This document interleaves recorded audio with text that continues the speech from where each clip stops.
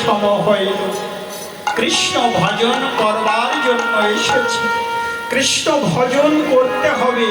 এই জন্মেই ভজন করে আমরা সেই নিত্য ধামে পৌঁছে যাব। নিতাই গৌর হরি বল, হরি বল, হরি বল।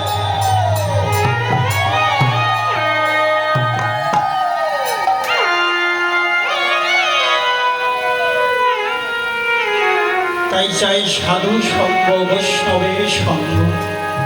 সাধুর বাজারে যেতে হবে।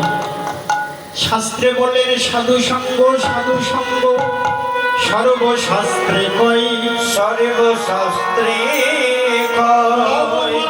সাধুর সঙ্গ সর্বসিদ্ধি হয়। লব মাত্র সাধু সঙ্গ সর্বসিদ্ধি হয়। সাধু সঙ্গ করতে হবে।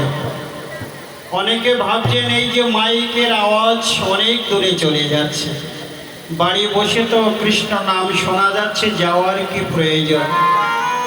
বললেন বাড়ি বসে শোনা যাবে, কিন্তু সঙ্গটা তো হবে না। সাধুর দর্শনে যায় মনের ময়লা, পরশে হয় প্রেম তরঙ্গ। হরিবল হরিবল। সাধুর দর্শন করলে মনের ময়লা দূরীভূত হয়, স্পর্শন করলে প্রেম হয়, কৃষ্ণ প্রেম জাগে। সেই প্রেমটাই প্রয়োজন। তাই সাধু সঙ্গ করতে হবে। সাধুর বাজারে এসে ধুলাই গড়াগড়ি দিতে হবে, তবেই আপনার কৃষ্ণ ভক্তি হবে, কৃষ্ণ প্রেম হবে। এই যে সুন্দর স্থান সাধু সঙ্গ, ভক্তিটা কিভাবে লাভ হয়? বলেন সাধু সঙ্গের গুণেই লাভ হয়। সাধুর পরশে প্রেম হয়, সাধু সঙ্গ করলেই প্রেম ভক্তি লাভ হবে। কেমন দেখুন, শাস্ত্র তার দৃষ্টান্ত সিদ্ধান্ত করছেন। নলিনী দলগত জলবত তরলম তজ্জীবন মতিশয় চপলম ঘনমেঘ সজ্জন সঙ্গতি রেখা ভবতি ভবার নবে তরণী নৌকা। তরণী নৌকা।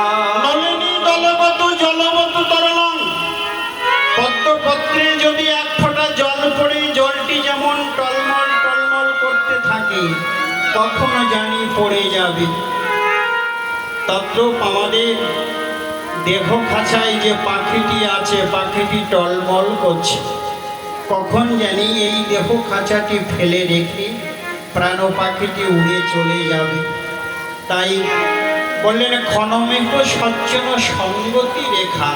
যদি ক্ষণকালের জন্য, কিছুক্ষণের জন্য সাধুর সঙ্গ করা যায়, ভবতি ভবার নবে তরণী নৌকা।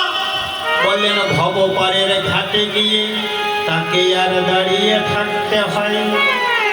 ভগবান কি করে জানো, তারা হাতে ধরে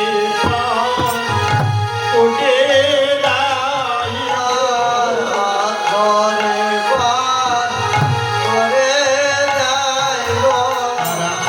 ধরে পান করে যাইব, হাতে ধরে পান করে যাইব। সাধু সঙ্গ করিলে পরে হাত ধরে পান করে যাইব। সাধু সঙ্গ করিলে পরে হাতে ধরে পান করে যাইব।